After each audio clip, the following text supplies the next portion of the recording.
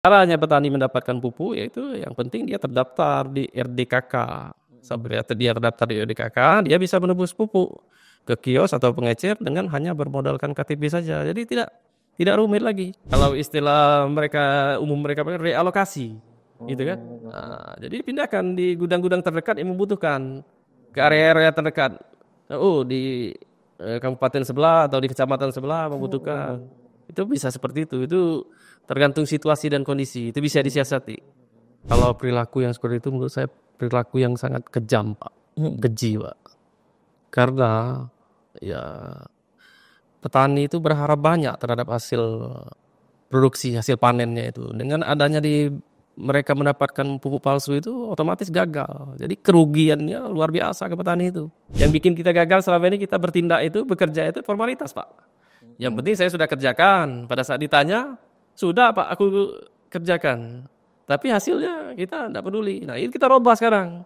Pada podcast Info Indonesia Network edisi kali ini, kita kedatangan tamu istimewa. Beliau adalah Bapak Kemas Ahmad Sobri Fadilah, selaku profesional tokoh masyarakat yang cukup banyak pengalaman di bidang distribusi, Pak ya. Distribusi, macam-macam distribusi lah. Consumer good. Ya. Edisi kali ini kita akan bicara soal distribusi pupuk dan soal ketahanan pangan. Soal ketahanan pangan dalam pandangan Pak Sobri seperti apa? Oke, mungkin saya jawab dulu. Waalaikumsalam warahmatullahi wabarakatuh. Ya. Sehat ya? Alhamdulillah. Oke, mungkin sebelum kita mengelaborasi lebih dalam perihal mengenai ketahanan pangan, ada baiknya kita prolog dulu ke latar belakang bahwasannya visi daripada Presiden Prabowo yaitu Indonesia Emas tahun 2045, yang mana harapannya Indonesia akan maju dan makmur. Saat ini penduduk Indonesia itu jumlahnya 280 juta, Pak Rahmat. Dengan pertumbuhan yang sekitar 1,1% per tahun, itu estimasinya pada tahun 2045 itu akan menjadi 324 juta. Cukup tinggi juga. Cukup tinggi. Untuk saat ini, kita populasi nomor 4 di dunia ini.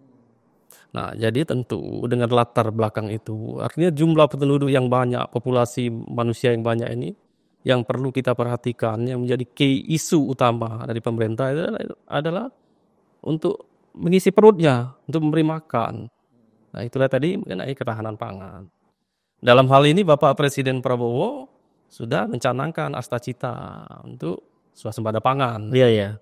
Kemudian dengan program prioritasnya akan memberikan akses secara langsung kepada petani terkait pupuk, benih dan pestisida yang akan menunjang untuk produktivitas pertanian itu.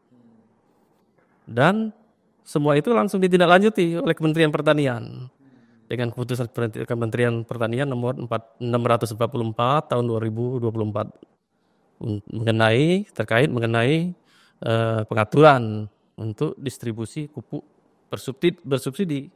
Ya ujungnya supaya produksi pertanian ini meningkat, supaya ketahanan pangan itu capai. Itu seperti itu. Distribusi pupuk sendiri sekarang gimana? Ada permasalahan apa? Untuk saat ini, tahun 2025 ini per 1 Januari kemarin, itu distribusi pupuk stok pupuk itu sudah tersedia dan petani sudah bisa menebus di gudang-gudang pupuk, di pengecer atau kios terdekat di tempat mereka tinggal. Nah ini sebenarnya buah dari itu tadi, persiapan tadi Pak Rahmat. Yang lalu itu peraturan banyak sekali. Regulasi itu ada kurang lebih 145 regulasi. Sehingga ya akhirnya karena terlalu banyak regulasi mengular, akhirnya pelaksanaan itu tertunda. Karena banyak persetujuan yang harus dilalui. Ya, persetujuan dari pemerintahan yang berjenjang, dari kabupaten ke provinsi, ke dinas-dinas segala macam itu sekarang sudah dipangkas. Nah, maka dari itu hasilnya 1 Januari kemarin sudah bisa ready pupuk itu dengan adanya pemangkasan. Artinya selama ini memang lebih terhalang oleh birokrasi ya? Ya, selama ini kan proses. Jadi kondisi yang kemarin mungkin baik, tapi setelah dipelajari ada yang lebih baik lagi dengan kondisi yang seperti ini. Ya, dengan kondisi yang saat ini yang dijalankan, pemerintah sudah menjalani yang lalu, artinya kita ini selalu berpikir ke depan, Iya, ya. Bung Rahmat. Jadi yang lalu itu sebenarnya sudah baik pada masanya, pada zaman itu. Tapi setelah dipikirkan, setelah dia berjalan, ya ada pikiran-pikiran yang lebih inovatif lagi sehingga diperbaiki. Makanya terjadilah yang seperti ini. Ya sekarang yang mendapat mandat untuk melaksanakan distribusi pupuk itu secara langsung dari pemerintah. Dalam hal ini pemerintah menunjuk PT Pupuk Indonesia Holding Company kan. Nah, jadi langsung ke petani. Jadi tidak ada birokrasi lagi. Nah, caranya petani mendapatkan pupuk yaitu yang penting dia terdaftar di RDKK. Sampai dia terdaftar di RDKK, dia bisa menebus pupuk ke kios atau pengecer dengan hanya bermodalkan KTP saja. Jadi tidak rumit lagi. Jadi dengan Indonesia ini yang kondisinya negara ya memang negara agraris dengan iklim yang tropis, yang kita bisa bertanam itu sampai ibaratnya kalau memang itu 12 bulan penuh itu kita bisa Tapi bertanam. kalau secara teori yang disampaikan oleh Pak Sobri tadi cukup dengan KTP. Tapi fakta di lapangan juga masih banyak petani yang masih kekurangan pupuk atau mungkin tidak terdata bahkan. Ya, itu tidak terdata itu kondisinya macam-macam. Di antaranya ada petani itu yang merasa bahwasannya peraturan ataupun mekanisme ini sama seperti kemarin. Dia sudah merasa sudah mendaftar. Sehingga dia tidak mendaftar pada musim tanam yang tahun 2025 ini. Ya otomatis namanya tidak tertera di RDKK. Sehingga pada saat dia datang untuk menebus pupuk itu ke kios atau di pengecer, ya tentu tidak bisa dilayani karena namanya tidak terdaftar di situ. Nah, itu mungkin harapannya itu peran penting atau proaktifnya lagi dari tim-tim yang ada di ujung tombak. Dalam hal ini penyuluh. Ya, penyuluh itu kita kendalanya juga mungkin yang diidentifikasi secara umum yang jadi isu katanya kekurangan penyuluh. Nah, kan tetapi itu sudah dijawab. Yang kita dengar ini pemerintah sendiri impunya sudah merekrut, sudah menyiapkan untuk kebutuhan terhadap penyuluh-penyuluh itu. Tapi kalau misalnya itu kan lebih cenderung ke petani yang sifatnya kelompok-kelompok RDKK ini, Pak. Artinya terkelompok. Nah, bagaimana kalau mereka itu tidak terkelompok, artinya berdiri sendiri? Karena memang untuk membuat kelompok itu memang agak sulit. Nah, itu kan. Jadi mekanismenya seperti itu. Memang petani itu nanti ada kelompok kecil biasanya. Jarang kan orang bertani itu sendiri. Biasanya petani itu terdiri dari keluarga. Nah, terdiri dari keluarga, ada bapaknya, ada anaknya. Kalau misalnya kadang-kadang yang ditalang nih, kita kan petani kan tidak harus bicara soal padi saja itu kan. Nah ini mungkin perlu saya sampaikan juga ini.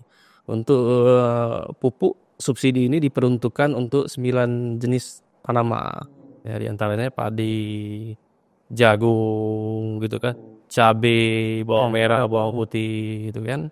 Nah, untuk yang mengenai berkelompok itu tadi, ya pengusulannya yang mekanismenya melalui Gapoktan. Ya, gabungan kelompok tani. Gapoktan nanti kan dari kelompok-kelompok tani, kelompok tani dari individu-individu petani.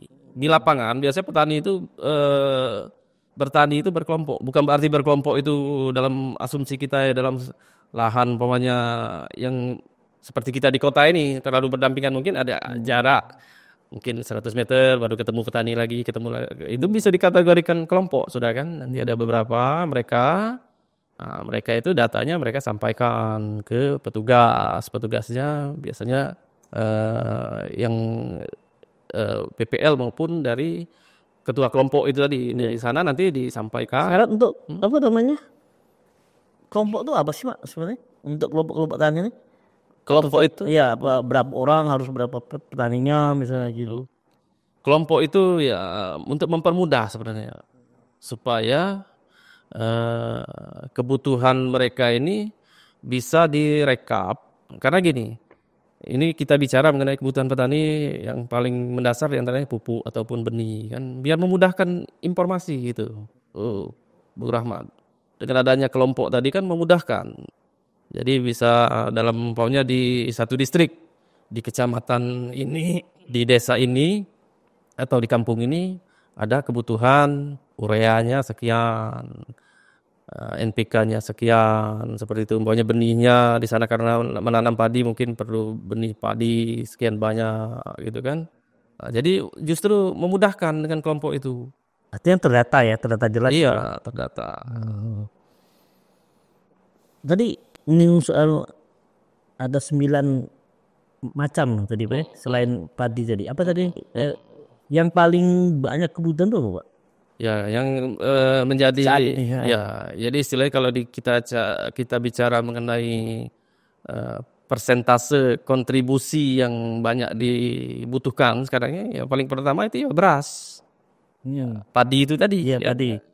Ya, oke, itu Padi. yang lain apa? Yang Padi, jagung, ya, kemudian itu tadi apa cabai, yang komoditas yang selalu fluktuatif kan.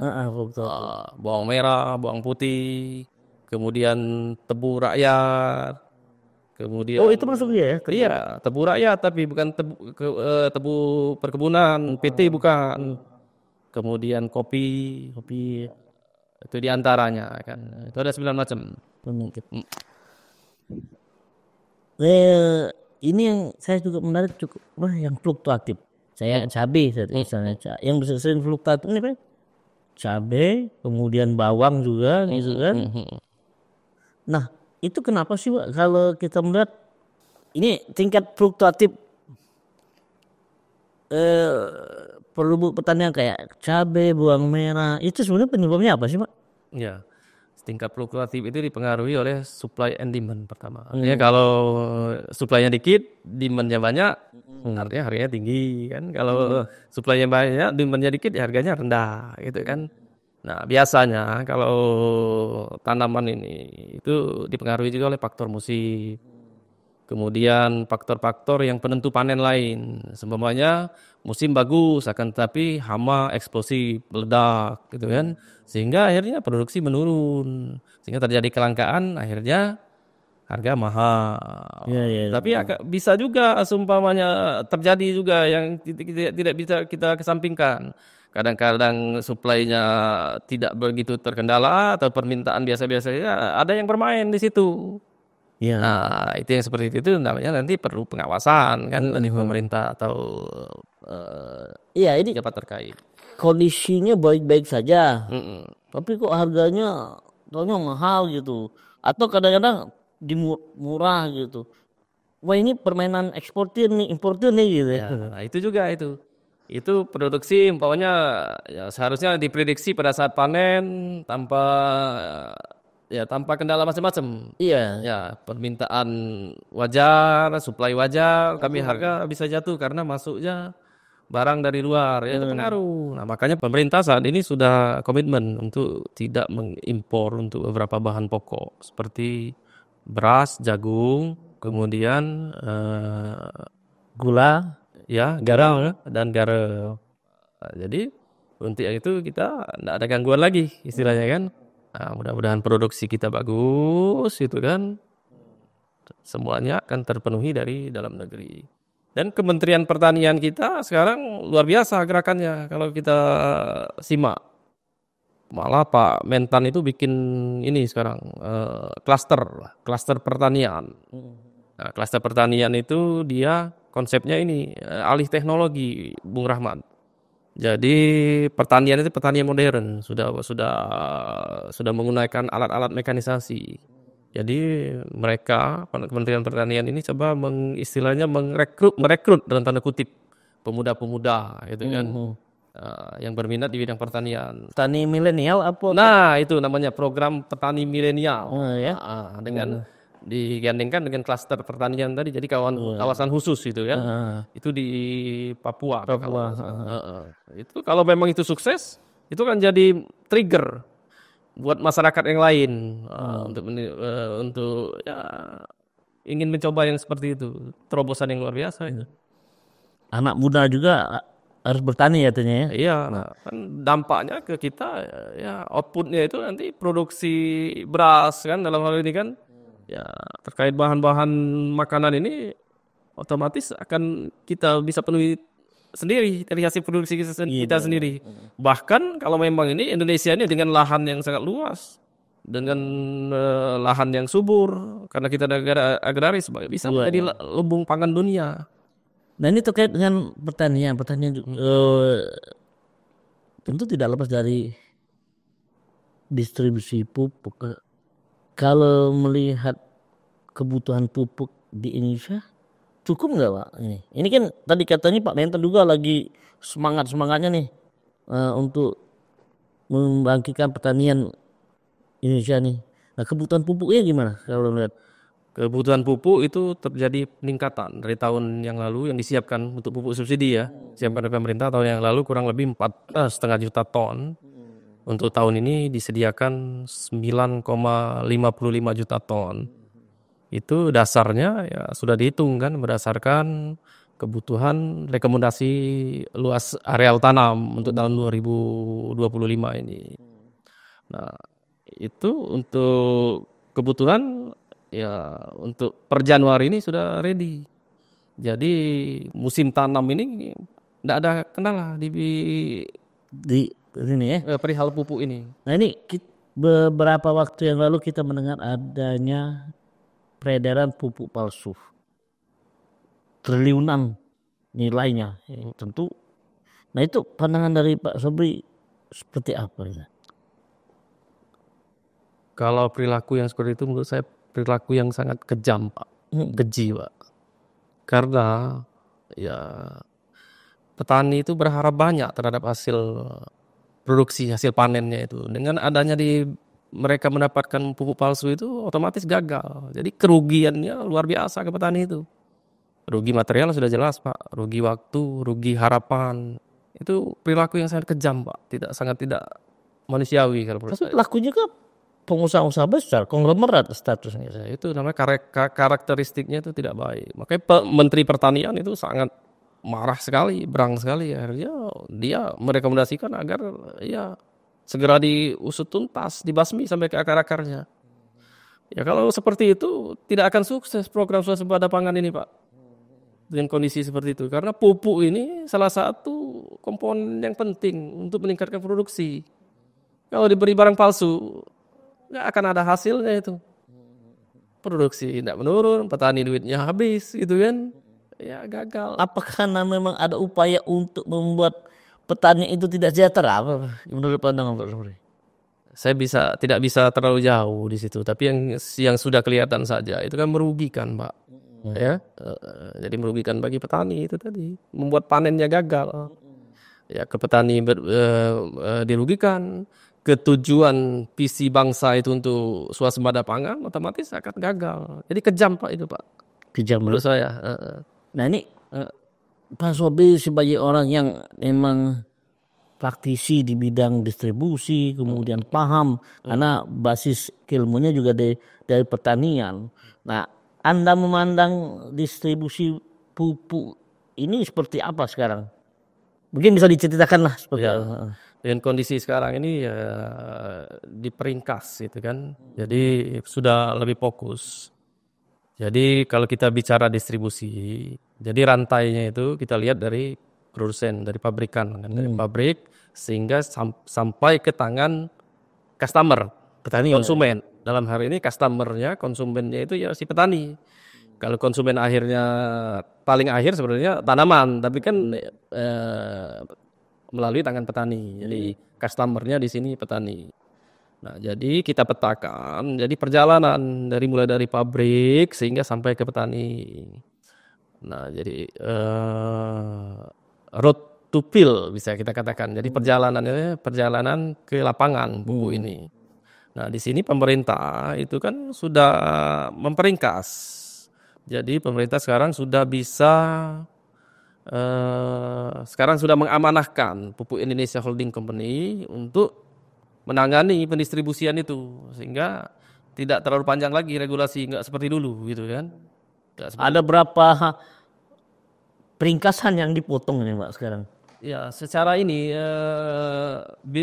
regulasinya, perizinan. Iya. Tapi kalau alur distribusinya ya tetap seperti itu, tapi lebih cepat. Lebih cepat. Dalam artian dari pabrik nanti biasanya pabrik itu ada namanya central warehouse atau gudang lini 1 biasanya. Nah, gudang utama gitu kan. Nah, gudang utama nanti dia akan ke gudang region. Tingkatannya dari gudang region ke gudang area, nanti dari situ gudang area atau ke distributor, dari situ nanti baru ke pengecer ataupun langsung ke kios-kios. Nah, nanti si petani itu dia belanjanya ke kios-kios ini, ke pengecer yang tentu dekat dengan tempat mereka tinggal. Tidak jauh, sehingga memudahkan bagi petani. Jadi boleh ya dari gudang ke nantinya ke kios toko-toko pupuk itu. Ya memang seperti itu. Jadi kan Nggak pakai RDK kali nggak? nah, itu lain, itu mekanismenya di lain, tetap harus seperti itu. Nah, jadi untuk pupuk ini, jadi ada yang namanya persiapan, ada 2 bagian. Pertama persiapan dari sisi mendataan, nah nanti implementasinya, eksekusinya, gitu kan. Nah, jadi semuanya ini itu tadi diperlukan memang ujung tombak yang benar-benar yang bisa, yang handal, bisa mengemban amanah, sehingga apa yang diharapkan oleh oleh pimpinan, dalam hal ini dari yang dicanangkan oleh presiden, oleh kementerian gitu, memang terlaksana di lapangan. Ya, dalam artian jangan sampai terjadi seperti ini, Bung Rahmat. Dari sisi pendataan jangan sampai terjadi istilahnya itu masuk sampah keluar sampah. Apa istilahnya itu? GIGO, GIGO. Jadi kan GIGO. Ya, jadi karena apa dia mungkin masuk sampah keluar sampah. Nanti datanya itu umpamanya data yang tidak diverifikasi, tidak valid, masuk.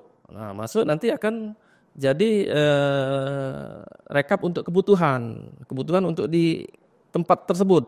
Nanti dia berjenjang dari umpamanya dari desa ke kecamatan nanti ke kabupaten, naik ke provinsi, akhirnya jadi surat keputusan menteri. Nah, menteri ini nanti akan mengorder, akan memerintahkan ke Pupuk Indonesia. Nih, tolong siapkan pupuk untuk tahun sekian ini jumlahnya sekian ribu ton.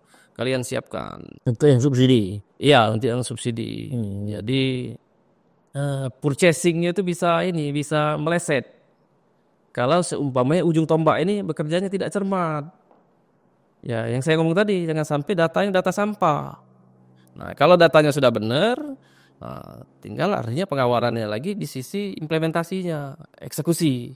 Pendataan kalau Pak Sobri amatin berapa sih tingkat kesalahannya, margin errornya? Ya, kalau sekarang keluhan dari petani diantaranya itu tidak dapat pada saat dia mau menebus tidak bisa menebus, ya istilahnya tidak bisa dilayani karena itu tadi diantaranya ini petani sendiri yang tidak mendaftar. Nah, itu perlu proaktif dari yang si petugas di lapangan. Artinya memang dia menguasai areanya, dia petakan, dia sensus jumlah petani di sini berapa, semuanya ada 100. Apakah semuanya sudah terdata? Kalau baru umpamanya 90-10 ini kenapa tidak terdata? Dia harus kunjungi.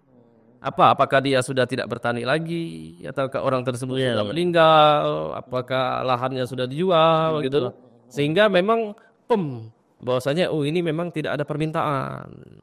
Ya, supaya tidak terjadi lagi seperti ini. Petani itu merasa tidak perlu mendaftar lagi padahal dia butuh pada saat dia butuh dia datang namanya tidak tersedia di RDKK kan, tentu tidak ada. Itu verifikasinya memang tiap tahun atau gimana, Pak? Sebaiknya setiap tahun, Pak. Setiap tahun. Jadi ada periodenya kan sampai dengan bulan November kan. Ya ada periode itu dari Dinas Pertanian biasanya. Nanti petani mendaftar. Sudah mendaftar itu yang menjadi acuan yang akan mereka sampaikan secara berjenjang tadi. Nah, nanti keluarlah namanya forecast. Nah, forecast itu dipakai untuk pabrik untuk berproduksi, ya. Nah, dari forecast ini sebagai order booking juga. Dari petani secara kolektif itu tadi melalui Dinas Pertanian ini kan ordernya sebenarnya dari petani. Jadi order tadi berapa tahun ini produksinya segini. Ya, nah nanti mungkin bisa diatur cara pengalokasian dipecah, dibikin dispatch. bahwasanya musim tanam ini produksi nanti bisa diatur kalau sudah seperti itu iramanya sudah datanya sudah clear seperti itu. Kita tahu musim tanam ini yang pertama Oktober, Maret. Setelah itu semuanya mau lanjut lagi dari mana April sampai ke berapa 3 bulan atau 4 bulan selanjutnya kalau dia tiga kali musim tanam kan per 4 bulan. Kalau misalnya itu kan misalnya kalau di produksi pupuk itu kan semakin banyak produksi semakin bagus atau gimana sih Pak? Kalau pupuk itu terhadap tanaman itu ada rekomendasi kebutuhan. Kebutuhan. Kalau kita terlalu banyak juga tanaman itu kayak kita mau Ya, kan ini misalnya peringkat kita kata pabrik pupuk kita bisa menekan berapa puluh ribu ton misalnya gitu kan. Apa memang seperti apa mekanismenya itu? ya kalau pupuk pabrik itu ya tergantung dengan order kan. Namanya mereka kan industri Pak. Kalau semakin banyak order ya bagus kan jadi omset buat pabrik. Iya, kesinambungan sustainability dari si pabrik itu. Tapi kalau tanaman dia harus berdasarkan rekomendasi, berdasarkan kebutuhan yang tepat untuk itu, yang optimal. Tidak boleh lebih, tidak boleh kurang. Artinya tidak baik kalau lebih, jadi mubazir. Kalau kurang dia tidak optimal pertumbuhan. Dalam pandangan Pak Sobri ini udah karena cukup pengalaman deh.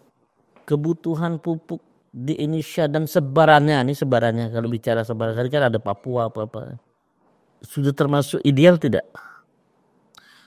Kalau sebaran pupuk yang terbanyak itu berdasarkan data itu di Jawa Timur, kemudian Jawa Tengah, Jawa Barat, kemudian baru Sulawesi, Medan dan Lampung seperti itu. Karena ya itu ada korelasinya dengan jumlah petani. Kalau Papua kan sekarang ya pertama jumlah tidak terlalu banyak. Sekarang tapi sudah mulai digalakkan di sana karena seperti yang saya bilang tadi itu ada program dari Kementerian Pertanian untuk berapa 1 juta hektar atau berapa juta hektar untuk buka lahan di sana. Tapi memang disesuaikan kebutuhan berarti ya. Iya. Nah ini terkait yang banyak kita dengar sekarang ini penyalahgunaan pupuk bersubsidi. Nah, seberapa errornya sih Pak kalau menurut pandangan Pak Sobri terhadap distribusi pupuk ini? Apa karena hanya permainan oknum saja? Ya, itu yang jadi untuk mengenai pupuk ini kan kita bagi 2 bagian tadi kan. Pertama dari sisi pendataan untuk membuat PO-nya istilahnya kan, bikin order bookingnya dari petani ke pabrik dalam hal ini pupuk Indonesia. Nah, kemudian setelah masuk nanti diproduksi dia kan mengalir lagi ke bawah untuk didistribusikan. Nah, di sini titik kritisnya itu tadi. Pertama nanti di pengecer ya. Di pengecer maupun di petani. Petani pun bisa jadi titik kritis itu Bung Rahmat. Dalam artian umpamanya pada saat musim tanam entah istilah apa penyebabnya kendala apa sehingga pada saat dia harus nebus petani itu tidak punya duit. Mau nebus kan, sehingga tidak ditebus. Sedangkan alokasi jatah petani ini berdasarkan RDKK itu kan muncul. Nah, kalau seumpamanya ini tidak digunakan, ini kan jadi idle, artinya tersedia kan, tidak dipakai. Nah, ini jadi peluang kalau pengecernya itu nakal, bisa dimanfaatkan kan. Nah, kalau pengecernya nakal, tapi pengawasannya dari rekan-rekan PPL, dari Dinas Pertanian, belum dari APH yang mengawal ini tidak akan berani, tapi celahnya ada di situ. Jadi dari pengecernya itu ya ada kemungkinan, tapi kalau pengawasannya dan kalau pengecernya jujur itu artinya akan terjadi sisa, artinya tidak terpakai laporannya nanti kan. Apalagi sekarang di Kementerian Pertanian itu sudah ada dashboard yang bisa monitor karena ini sudah tersistem semua Pak. Itu. Kalau lah tidak terpakai itu gimana Pak nanti? Apakah memang hanya dijual juga atau gimana? Kalau tidak terpakai itu kan mereka ini kan bisa karena keuntungan sudah digitalisasi ini kan terbaca. Jadi bisa mungkin ada kondisi daerah-daerah terdekat. Di retur maksudnya? Ya itu retur itu bisa terakhir kan. Tapi biasanya ada kondisi-kondisi daerah terdekat yang membutuhkan bisa di removal.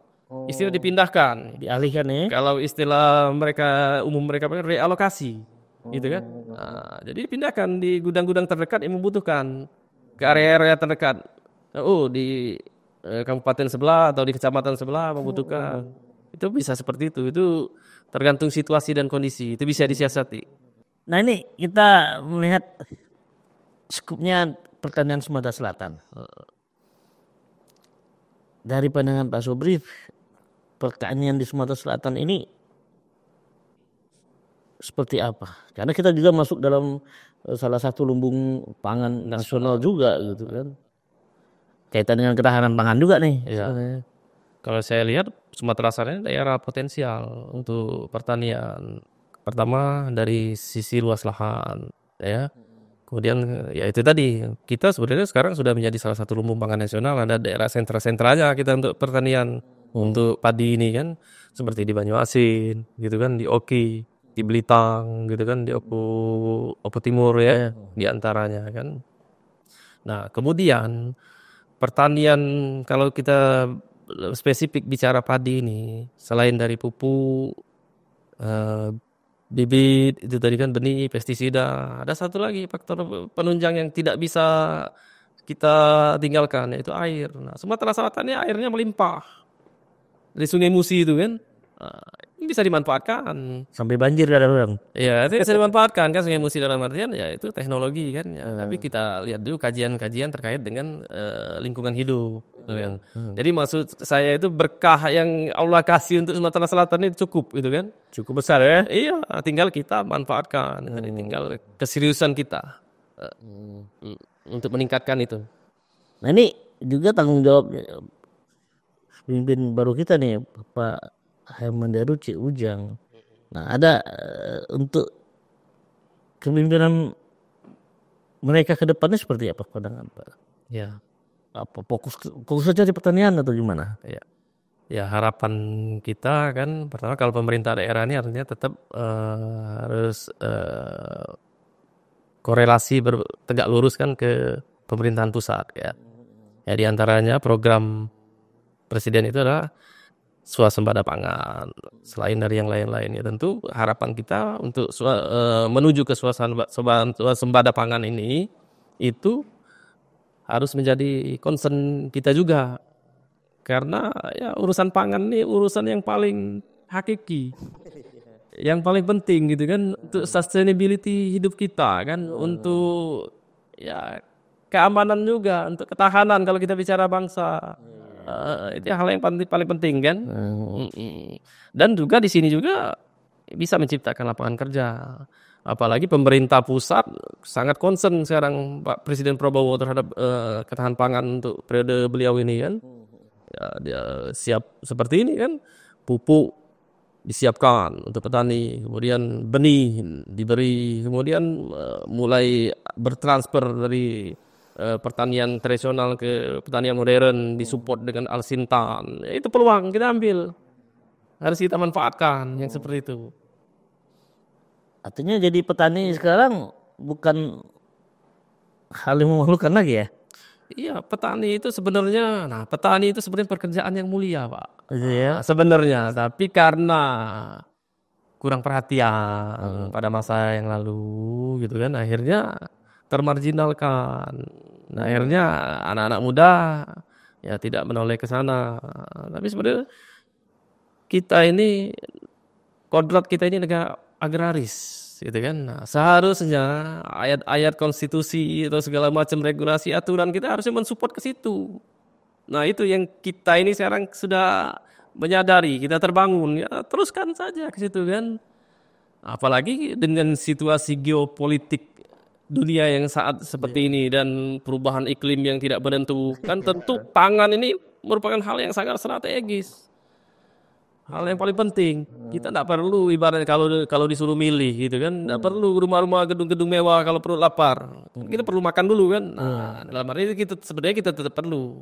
Tapi yang sangat pokok prioritas sih pangan ini. Pangan ya. Ya, jadi memang harus kita perhatikan. Kembali lagi kita ini negara agraris, tapi kita sendiri sudah yang lalu itu sudah melupakan. Nah, ini dijewer lagi kita kembali lagi. Mungkin kalau tidak ada pertanyaan kita langsung closing statement lah ke Pak Sobri. Ya, silakan Pak. Ya, yang terpenting bagi kita sekarang ini dari pemerintah pusat dalam hal ini, Bapak Presiden sudah punya visi yang luar biasa, yaitu ingin menuju Indonesia Emas 2045, menuju Indonesia makmur. Tugas kita yaitu di situ bergerak, berperan, bertindak sesuai dengan arahnya, dengan visi yang disampaikan oleh Bapak Presiden. Dalam artian kita itu bertindak nyata sekarang ini. Segala sesuatunya harus sudah berorientasi ke hasil, berorientasi ke pencapaian. Jadi tidak bertindak berdasarkan formalitas saja. Yang bikin kita gagal selama ini, kita bertindak itu, bekerja itu formalitas, Pak. Yang penting saya sudah kerjakan. Pada saat ditanya, sudah Pak, aku kerjakan. Tapi hasilnya kita tidak peduli. Nah, ini kita robah sekarang. Kita harus berorientasi ke hasil. Objektifnya apa harus kita capai sasaran itu. Insya Allah ada progres. Jadi apa yang dicanangkan oleh pemerintah pusat, pemerintah daerah, pokoknya di segala lini akan tercapai. Itu tadi sebenarnya itu yang harus diperbaiki. Jangan formalitas bekerja. Baik ya seluruh jenjang lah. Baik di swasta maupun di pemerintah apalagi memang harus orientasinya ke hasil. Kalau yang terukur gitu kan, keamanan memang harus terukur, indikasinya apa, kesehatan, jumlah orang yang sehat berapa banyak, yang sakit berapa banyak, urusan pertanian, gimana produksi, terukur secara angka, Pak. Kalau semua yang sudah berprinsip seperti itu, bekerja seperti itu, Indonesia maju akan tercapai.